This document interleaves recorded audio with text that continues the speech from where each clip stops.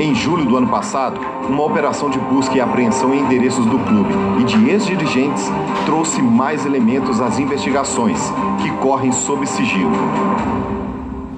A Polícia Civil, que já apurava suspeitas de falsificação de documentos, falsidade ideológica e lavagem de dinheiro, passou a investigar outro possível crime, a rachadinha. As suspeitas estão em contratos de renovação, compra e venda de jogadores. Um dos documentos pedidos pela Polícia Civil ao Cruzeiro é o da venda do lateral Mike ao Palmeiras, realizada em 2018. Pelo esquema, o clube pagaria comissões a intermediários e empresários de jogadores. Parte do dinheiro seria repassada aos ex-dirigentes envolvidos nas negociações. A polícia também suspeita de rachadinha no contrato que a antiga gestão fez com o empresário Cristiano Richard. No ano passado, a reportagem do Fantástico mostrou que o clube negociou parte dos direitos econômicos de jogadores para pagar uma dívida com o empresário, incluindo o Estevão, o Messinho, hoje com 13 anos, um dos principais talentos da base cruzeirense. A Lei Pelé e o Estatuto da Criança e do Adolescente proíbem negociação de menores de idade. A investigação continua. Na CBF, pela seção de Direitos Econômicos à Pessoa Física, já que a FIFA só permite que clubes tenham esses direitos. E na Polícia Civil, que apura se parte do dinheiro pago a Cristiano Richard teria sido repassado no esquema de rachadinha a Sérgio Nonato, então diretor-geral do clube, e a Itair Machado.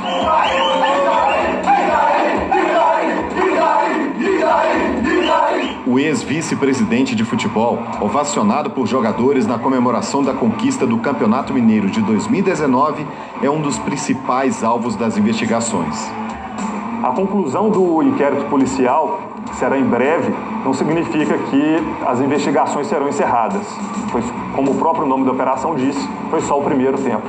A apropriação indébita e formação de uma organização criminosa também estão entre as suspeitas da polícia e do Ministério Público. A expectativa tanto da Polícia Civil quanto do Ministério Público é que seja possível a conclusão, ainda que parcial, das investigações com a adoção de alguma providência, sem prejuízo da continuidade das investigações em relação a alguns fatos específicos que mereçam melhor apuração.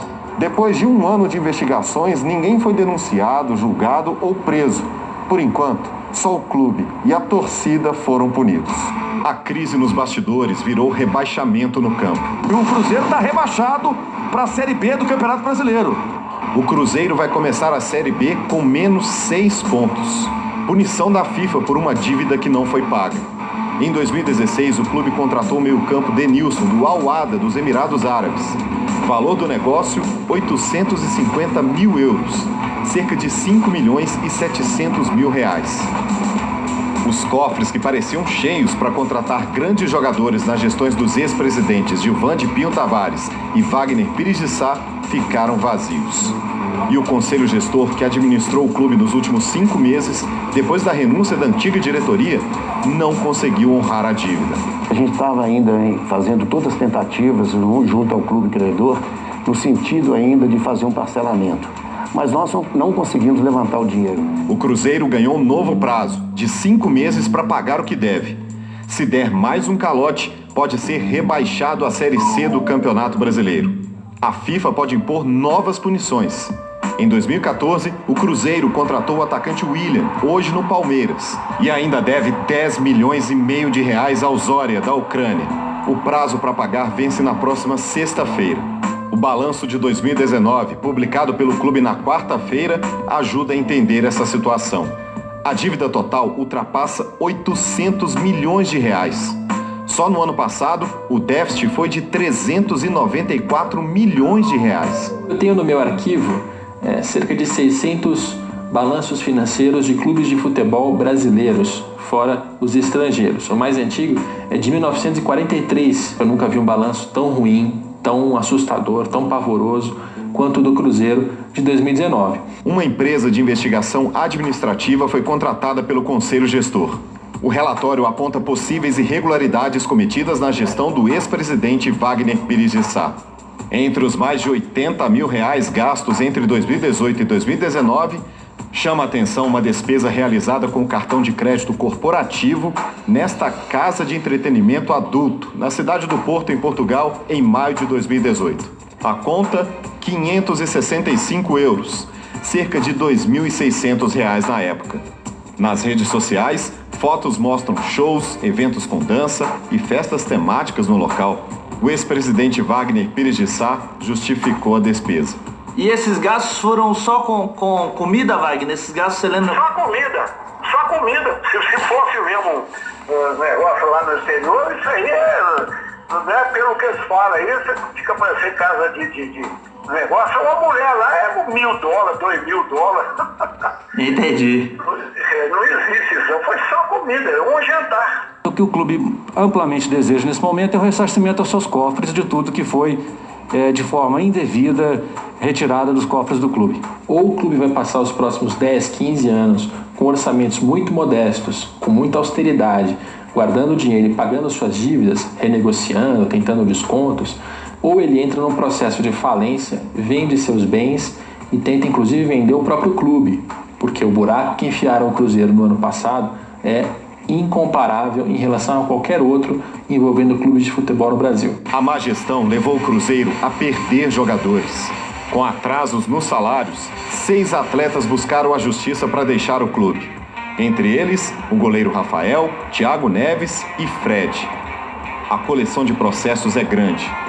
Nessa semana, o técnico Mano Menezes acionou o clube para cobrar uma dívida de mais de R$5 milhões. E para enxugar gastos, 110 pessoas foram demitidas. Quando olha para o futuro, o Cruzeiro ainda enxerga parte do passado. O novo presidente, Sérgio Santos Rodrigues, teve apoio de 2 ex-presidentes. Gilvan de Pinho Tavares, um dos responsáveis pelo aumento da dívida do clube nos últimos anos, e Zezé Perrella, que era o gestor do futebol no rebaixamento para a Série B, no fim do ano passado. Nas eleições anteriores, em 2017, Sérgio era candidato, apoiado por Perrella. Todo mundo acerta e erra. Eles cometeram alguns erros, certamente, mas também tiveram muitos acertos para o Cruzeiro.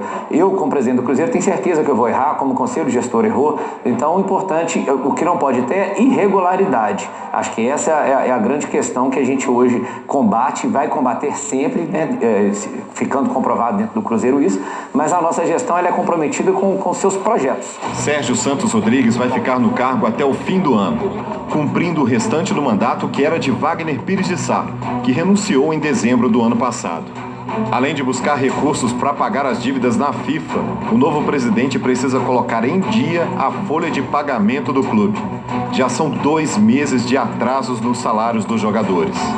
No campo, ídolos como o goleiro Fábio, o zagueiro Léo e o atacante Marcelo Moreno lideram a equipe do técnico Enderson Moreira, que ainda nem estreou no comando do time. O Cruzeiro também aposta em jovens da base, como o meia Maurício e o zagueiro Kaká. A missão é levar o clube de volta à primeira divisão. Um passo importante para superar toda essa crise. Uma página que o clube ainda vai levar tempo para virar. Itair Machado e Sérgio Nonato, ex-dirigentes do Cruzeiro, disseram em nota que nunca foram beneficiados em contratos entre o clube e empresários. O ex-presidente do Cruzeiro, Gilvan de Pinho Tavares, afirmou em uma carta aberta que, abre aspas, querer atribuir à minha gestão todas essas loucuras financeiras da irresponsável e temerária administração da era Wagner, bem como a perda de pontos no campeonato nacional, é injusto. Fecha aspas. Já o empresário Cristiano Richard não respondeu à nossa produção.